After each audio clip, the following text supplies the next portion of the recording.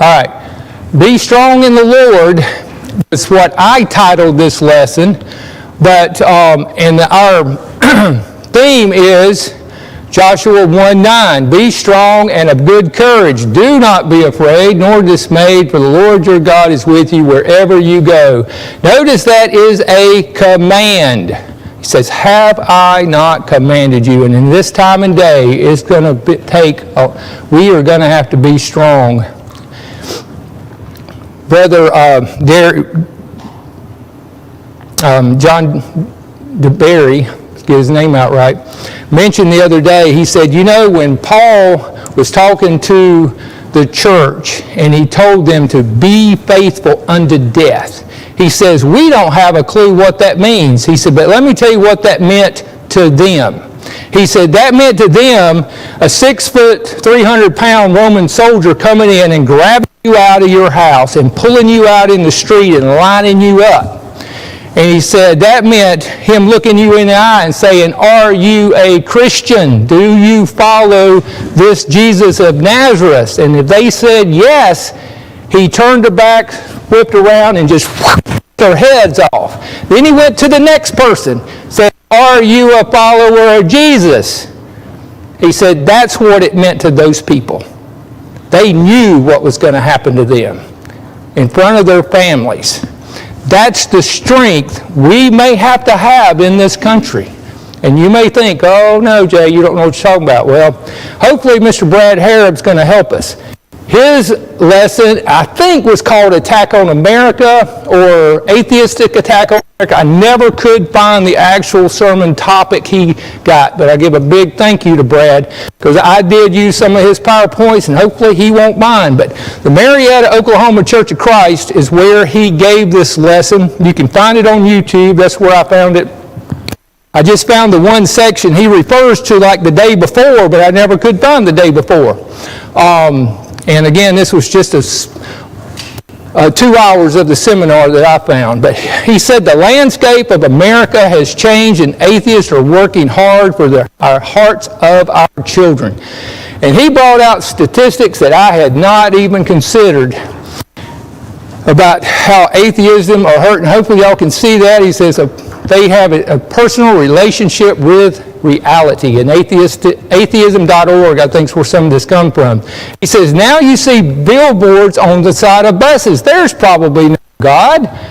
Stop worrying. Enjoy your life. It's interesting. He mentions Nietzsche, which I've got a slide on, and I just saw a TV show where a woman mentioned Nietzsche. He said, Nietzsche says there's no good or no evil.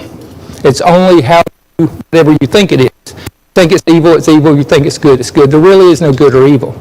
And that is what is happening in America. And then he says there are actual billboards. Don't indoctrinate me with your religion. Teach me to think for myself.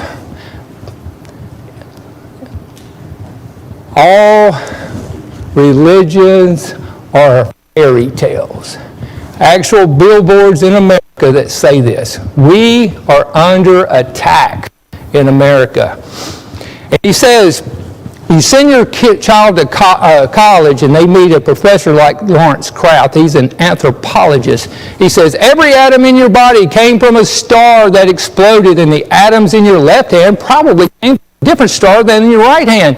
It's really in the most poetic thing I know about physics. You are all stardust.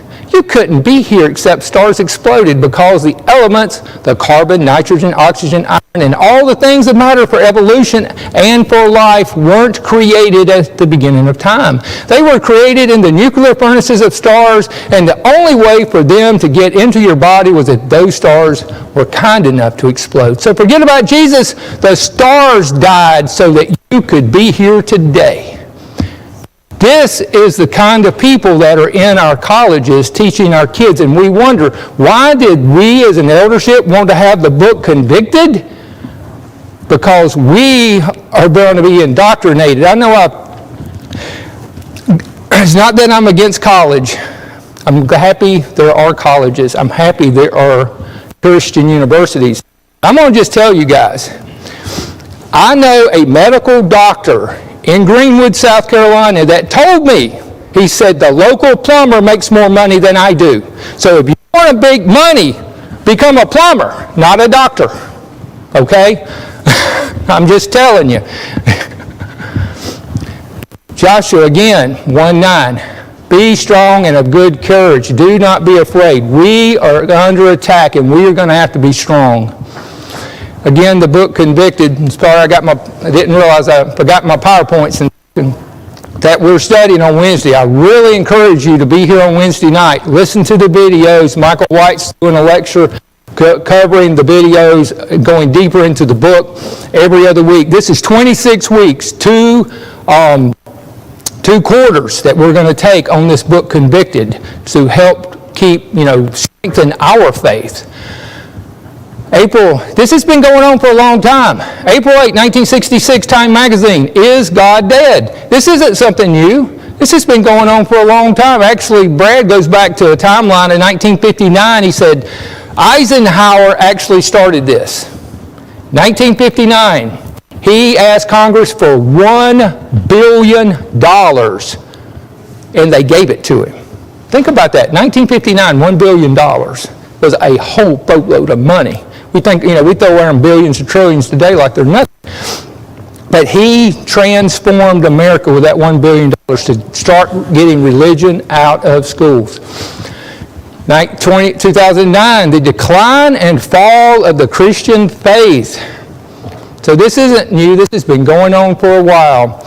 God is dead, and it was science that killed him, according to Richard Dawkins.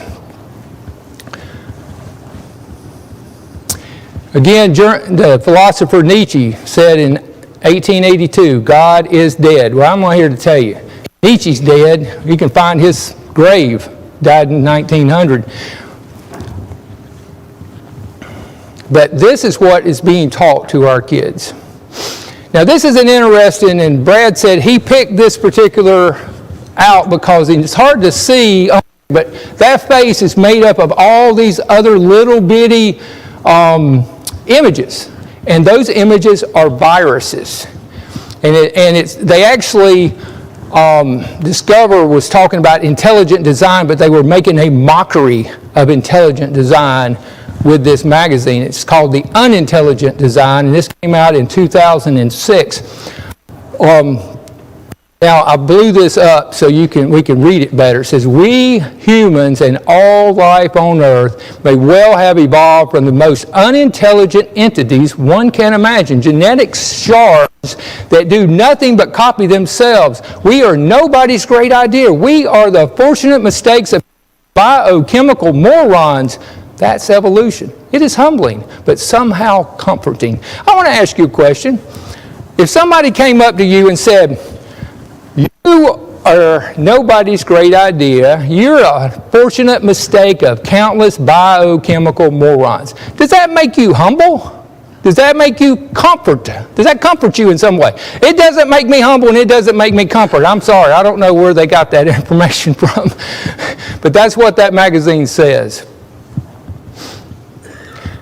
There's two opposing views. Again, we are either the fortunate mistake of countless biochemical morons, or God said, let us make man in our image after our likeness, Genesis 1:26. That's the two opposing views. They are trying to take out the God part out of us. What is God? God is a spirit. We are a spirit, and their atheism is trying to remove that spirit from us, make us like an animal. Here's some earth science textbook. It says, humans probably evolved from bacteria that lived more than 4 billion years ago. And it shows the bacteria, and then, I don't know if you can see that picture very good, but got chickens and humans and all the different kind of animals and stuff. And that's what they're saying, that we are the unfortunate mistake of morons. Biology textbook. Now, this is interesting. It says, we know, for example, that humans evolved from common ancestors and share with other living primates such as chimpanzees and apes. There's a great, if y'all are not familiar with Prager University, go to prageru.com. He has some really good videos on evolution, and there's one, and a lot of them, they're 5-minute videos, so he's done a great job at this. But one of the videos, and I wish I could have found it, to brought up here, but it shows this science girl or this person that takes the DNA of the chimpanzee and the DNA of the human, and they talk about, yeah, it's 96% the same. But let's talk about these parts that are different. And it goes through it very interesting, and there's no way it could be, it disputes this. Interesting thing is, John Derryberry said yesterday, we did not sin for monkeys. He said, I do not go to the zoo to visit relatives. I want you to think about that. If somebody next time they say that, say, do you go to the zoo to visit your relatives? I don't. I thought that was very apropos when John Derryberry said that yesterday. Now, here's a very interesting thing. This is a biology textbook. Now, this is marketing, the most evil marketing you can imagine. It says, not a baby at 7 months. The beginning of the third trimester, 6 months, the fetus is still tiny. It will normally more than triple in size before birth. By 7 months, the fetus looks from the outside like a tiny, normal baby, but it is not. That is in a textbook. But notice the image beside that comment. Does that look like a 7-month-old baby? Do y'all know what a 7-month-old baby looks like? That's a 7-month-old baby. Now, if they had that image there, that would have been very apropos. That's what it looks like. But this, they want you to sit this image probably what did you think, Mom? 1 to 3 weeks? Baby. Against the 7-month-old. So if you can get that image in your head, it's not really a 7-month-old baby. It doesn't look like this. Looks like, 7-month-old babies can be born and are very viable today. Actually, 6-month-old babies can be born. I think there's even 5-month-old babies that are born and survive today because of technology. It's absolutely amazing at where we have come. But I will praise thee, for I am fearfully and wonderfully made. Marvelous are thy works, and that my soul knoweth right well. Psalmist was so, we are fearfully and wonderfully made. We have to remember that from God. We are not an accident. But you say, that's just science that doesn't affect me or my community or my child's religious. Let me tell you, this does affect us. Here's another textbook Brad brought out, Genetics, Evolution. Now he says, although all living creatures ultimately share a common ancestor, they have come from one another through the process of evolution. And we've got to, since this has been brought into our textbooks, it's going to be there. But the interesting thing about this textbook, and this was printed in 2017, Brad said, it's still in use today, is a few pages after this in the same chapter. It has the Tower of Babel. And it says the unfinished Tower of Babel described in the first book of the Bible symbolizes an ancient Western Asian myth about the origins of language diversity. That is in the same textbook of genetics evolution in the same chapter is that. So you think they're not undermining what you're learning here? I'm thankful I've got 4 grandchildren that are homeschooled.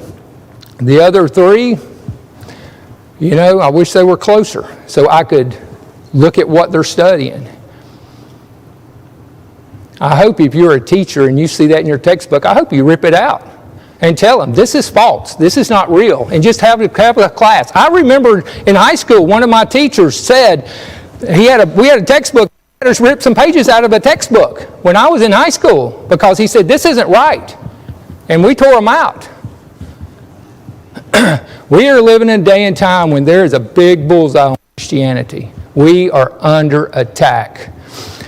Now, you think, well, again, does this protect us? Yes, a professor fails a student for refusing to condemn her Christian faith. This is happening. That was 2015. That's a different slide than Brad used that I found it on, when I Google searched it. He says, Mississippi High School band was benched because they were playing How Great Thou Art. all the practice they weren't allowed to play. And then he said, a theology professor in 2018, Jesus was a drag queen with queer desires. A theology professor was teaching this. This is unbelievable. I could not believe it when I was listening to this Brad talk about this. Where does man get his objective bias or standard for right or wrong? Does it originate with us? Or is it like Nietzsche said, there is no right or wrong, there is no good or evil. It's whatever you decide it is. Or does it come from God? That's what we have to decide. Now here is where I'm getting to the crux of the matter. Brad said a few years ago in a medical ethics journal, there was this article, After Birth Abortion, Why Should the Baby Live? This is what was in our news either Thursday or Friday afternoon that I heard. But this article comes from 2012 when I looked it up. That abstract part there and he's highlighted, I copied and pasted it off the PDF. It says, abstract abortion is largely accepted even for reasons that do not have anything to do with the fetus's health, by showing that one, both fetus and newborns do not have the same moral status as actual persons.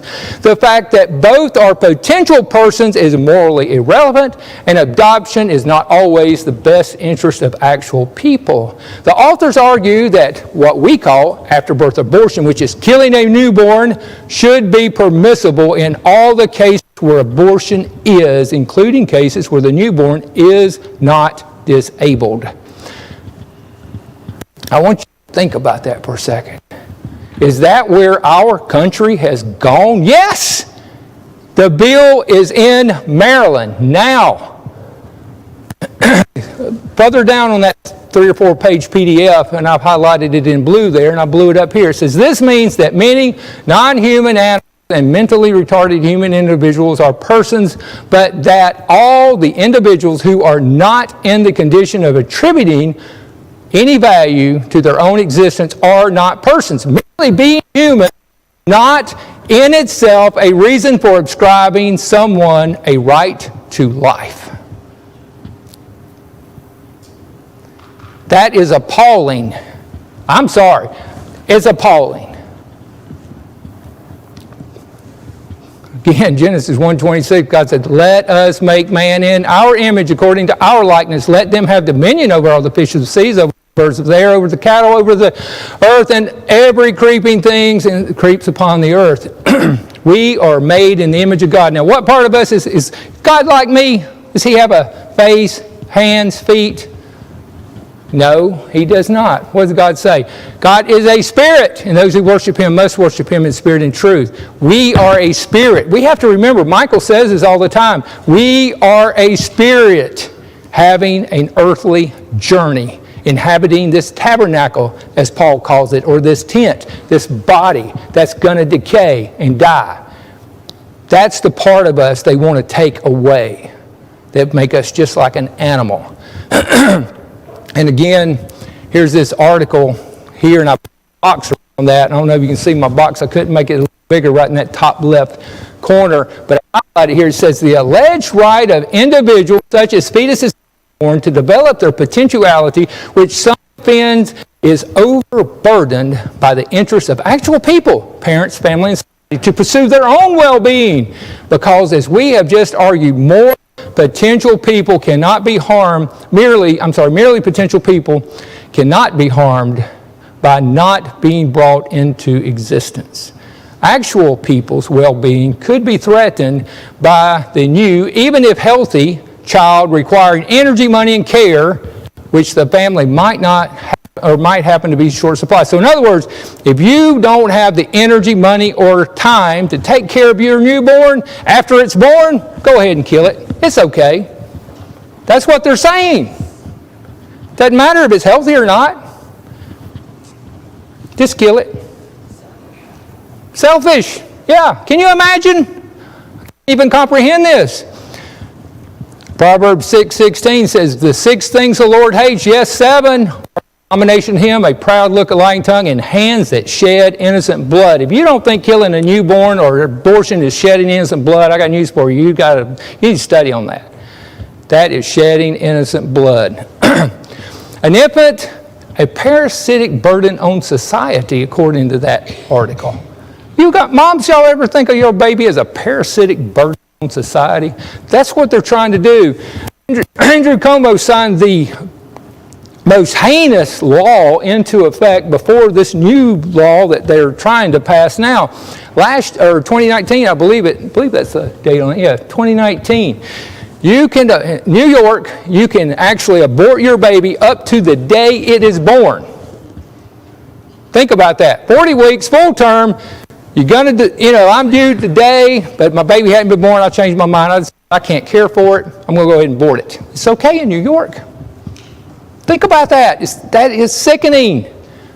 But it's already okay. Now, we did have a win just on the 11th of this month in Texas. They did their heartbeat bill. Right now in Texas, it passed their Supreme Court. The Texas Supreme Court upheld it. 6 weeks is the latest you can have an abortion in Texas right now. 6 weeks. We tried to, I don't remember the heartbeat bill passed in South Carolina or not. I know we were talking about it. We were praying a lot about it. Y'all know if it passed? It did pass. I think that means the heartbeat, which is normally about 10 weeks or 9 weeks, before you can actually hear a heartbeat. We can't hear them at our practice until 10 weeks. But maybe you can hear them earlier with more sophisticated equipment. But so there is a win. Thankfully, Texas standing strong for the unborn. But Maryland, this is what caught my eye. I heard this on the news. Proposes a bill to allow abortion 28 days after birth. Think about that. You deliver your baby, you take it home for 1 or 2 or 3 or 4 weeks, and you decide, you know what? This isn't for me. I don't like this, or this is an ugly baby. I don't know. Whatever you think, it's okay to kill that baby. That is what caught my eye. I thought, we got to talk about this, especially after I just heard Brad do this lesson, or some of this lesson. It's my words, not his, but I thought, this is insane. Is this where America has gone? Is this where we're at as a country? This kind of thing is all been practiced. It's been practiced in the world, yeah. They used to sacrifice people to Baal or kids or whatever. Post-World War II, Spain, for example, under Francisco Franco, post-World War II Spain. Okay, I'm not familiar, Bob. So they were practicing genocide like this? Well, I don't know much about Spain as far as their religious convictions, but this was, when I just heard this on the radio, I thought, have we lost our mind?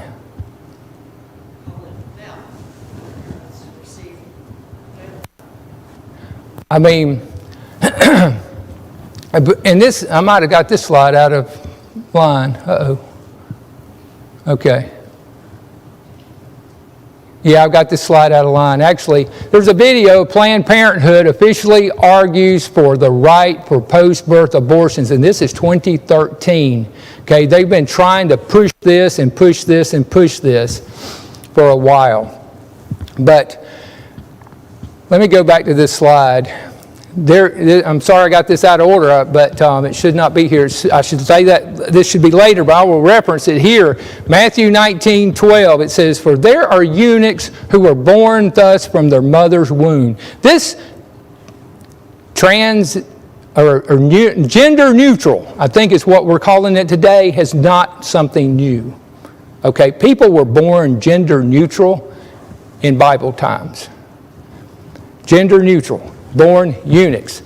Eunuchs were made by eunuchs who were made by eunuchs by men.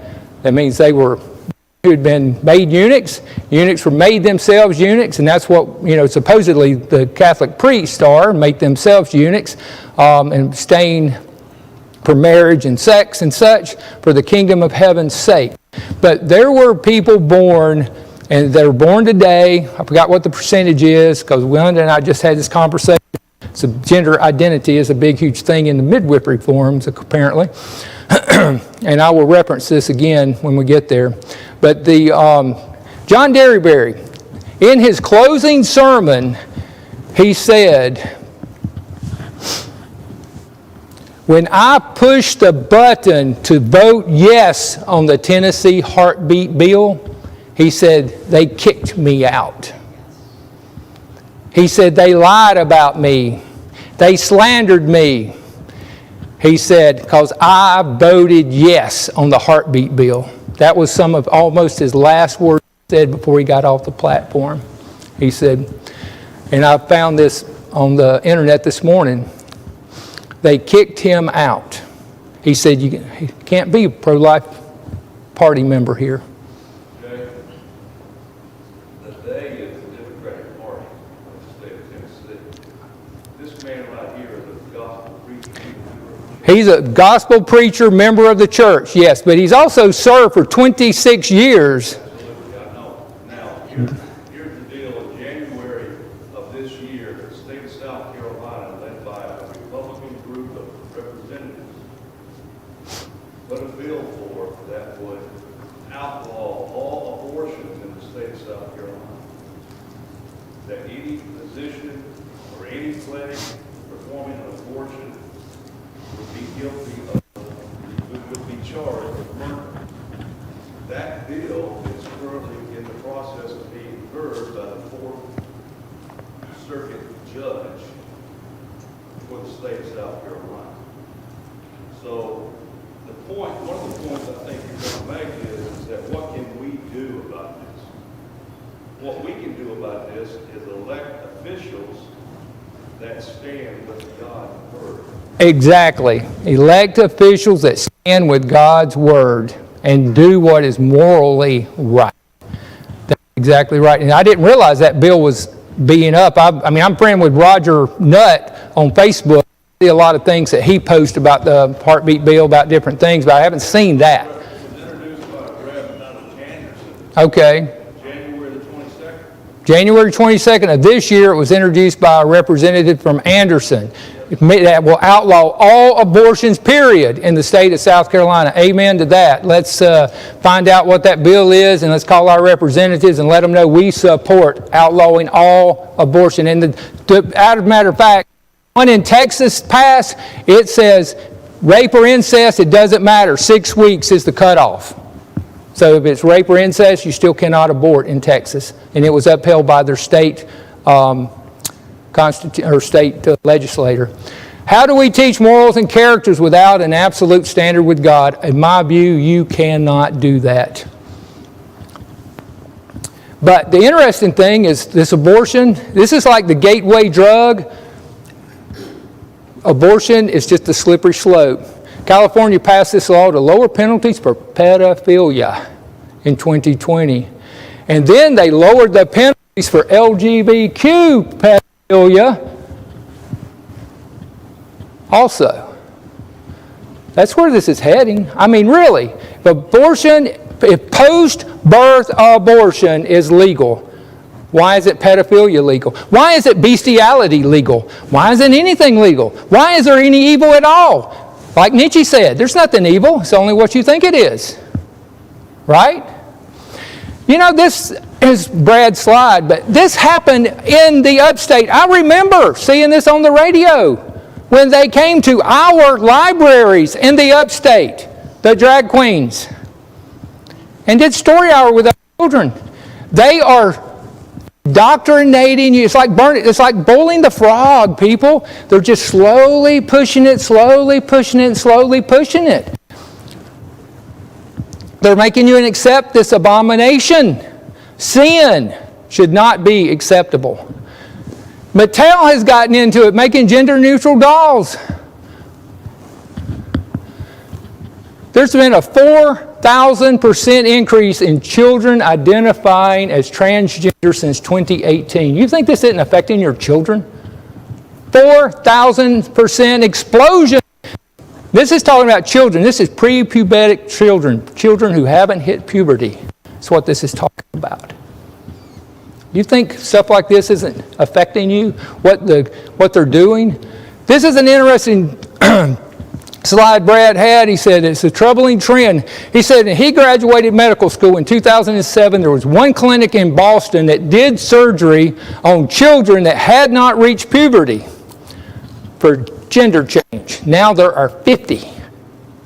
Think about that. That should be like, I can't even comprehend a child that hasn't hit puberty, you're changing their gender. They don't even know who they're children. Where are parents? Then Portland, which I don't know if y'all, Portland, their theme is we're weird and proud of it. If you ever been to Portland, you know they are. I visited there about 8 or 10 years ago for a midwifery conference, and my wife was in, and I spent time with my cousin who happened to live there at the time since she's moved to North Carolina, but for that week, and it was very eye-opening city. Don't have any idea, don't any plan on ever going back there. But cereal boxes are getting into it. It says, boxes are for cereal, not people. Then they give you all these pronouns. He, him, she, him, they, them. Add your own. They're indoctrinating our children. This is an atheistic website. It says, kids without God. You're not the only one. They are targeting your children. Is that not? That is if you're on the computer, your kids have computers or devices, you better be sure what they're on. Because they could be on this. It looks fun, I'm telling you. Watch videos, science fun, because they don't think science and the Bible is compatible. But it is very compatible. Whoa. Might have put new batteries in this, Robbie, before we start. Can we prove the Bible true? This is some of the evidence through my class I just finished up, How to Get to Heaven. If you have not taken this class, there's 31 lessons on YouTube and Facebook. I put them all in a nice little playlist for you. You can get a copy of this book as a PDF off of any of that. You can go through all 31 lessons. I cover it pretty hard. I go through, can we prove the Bible's true? I follow the evidence like a CSI agent. I go through, the Bible claims its own trustworthiness and all Scripture's inspired of God. I go through that God is the source of Scripture, that Jesus, even in the smallest letter, says it must be true. I talk about the Quran. I show the Quran and the errors in it. I show the Book of Mormon and the errors. Only one each, but I'm telling you, if there's one each in there, you got to throw the whole book out. If you find one error in the Bible, you got to throw the whole book out. There are none. Matter of fact, there's plenty of scientists who were atheists that tried to prove the Bible false that became Christians. Then you have men Strobel, what's his name? Huh? He did the movie, or actually wrote the book called about Christ, and then he wrote a book on creation, and he was an atheist. His wife decided to start going to church, become a Christian. He tried to prove her wrong. As a journalist, he traveled the world trying to prove Christ was just a fiction or just a man, and ended up becoming a believer himself. Very interesting movie and book. I'm actually going through his book on his creation, the event of creation is real or not. It's very interesting. But it's either fact or fiction. It can't be only partially true, is my point.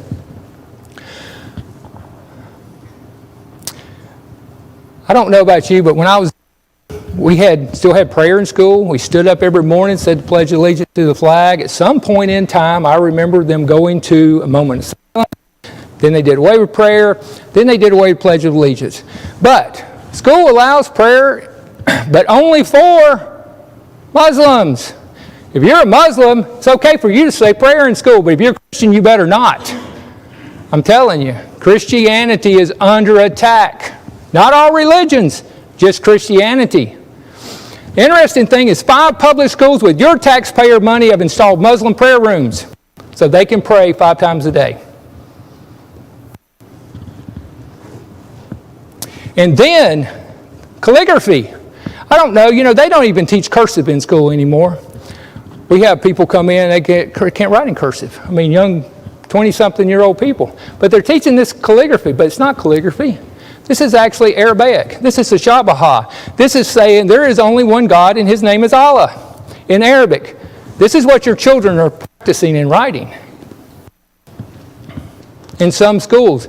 And the reason they're doing it is because of Common Core. Do you realize CAIR, the Center for American something Islamic Religion, gave $50 million to our government to get Common Core approved? $50 million. And with that $50 million, they have infiltrated the textbooks with Islamic teaching and vocabulary and all this stuff. I hope if you're a teacher and you see this, you rip these pages out. I'm just telling you. California's bill would ultimately erase religious schools.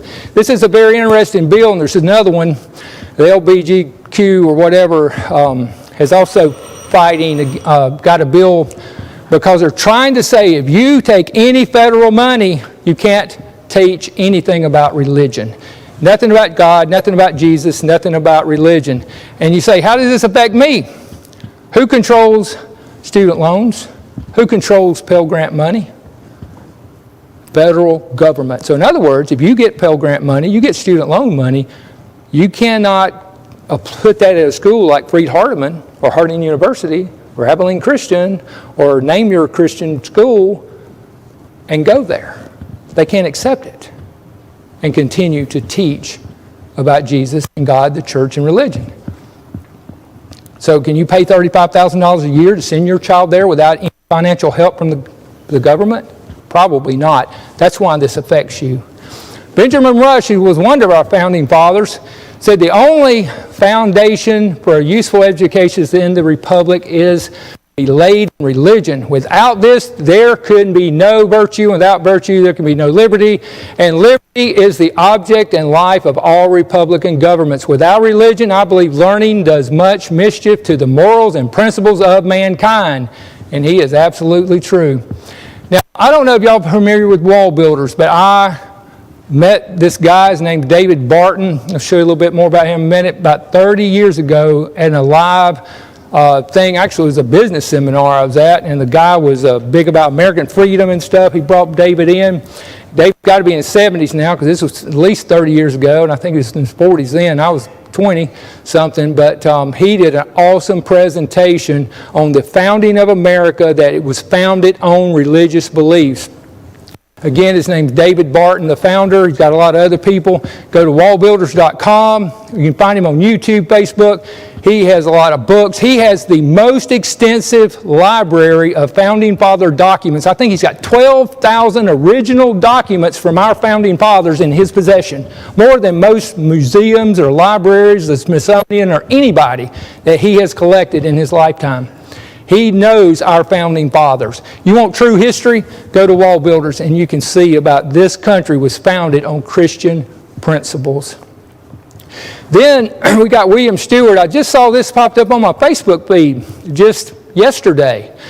He gave a speech in New York to Congress in 1850. This speech was about slavery, but he says in that speech, it became known as the Higher Law speech. That's not the name he gave it. But he says in that speech, says a moral question has arisen, he declared, transcending the two narrow creeds of parties, which was the Whig Party and Democratic Party at the time. The Whig finally went out of existence and the Republicans came in. He says, you cannot roll back the tide of social progress, he argued, asserting that all laws must be brought to the standard of the laws of God and must be tried by that standard and must stand or fall by it.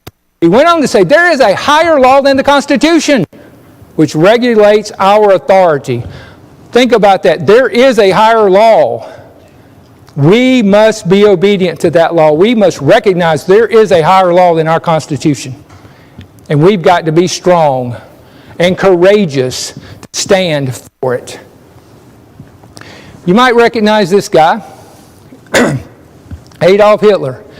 I studied a little bit about him a while ago. I haven't never been to Auschwitz. Michael said he had.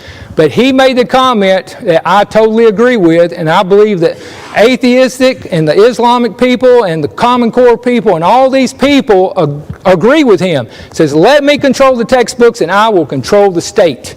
And that is what they are doing. So if you've got kids in school, grandkids in school, great-grandkids in school, you need to be aware of what is in those textbooks. Help your children. Read them. Train up a child in the way he should go, and he will not depart from it when he is old. That is so true. And they know it's true. That's why they're training them up. Finally, brethren, be strong in the Lord and in the power of his might. Put on the whole armor of God that you may be able to stand against the wiles of the devil. We have to be doing that. Put on the whole armor of God. For we don't wrestle against the flesh and blood, against principalities, against powers, against the rulers of the darkness of this age, against spiritual hosts of wickedness in heavenly places. This is where our fight is. We need to be, I don't know how y'all feel about fasting, but we need to be fasting and praying. I'm telling you, we need to be on our knees fasting and praying for this country, because our fight is in these heavenly places and they're after our kids, and we have got to stand strong and be courageous. I got about 20 more slides, but we're going to have to finish it because the bell's rung. Linda says I always over-prepare, but I'd rather over-prepare than be short. But anyway, thank you. I appreciate Charles. I'm sorry he's sick, but it's very apropos that this just happened, and it was on my heart, and you can tell I'm a little bit passionate about it. But thank you very much.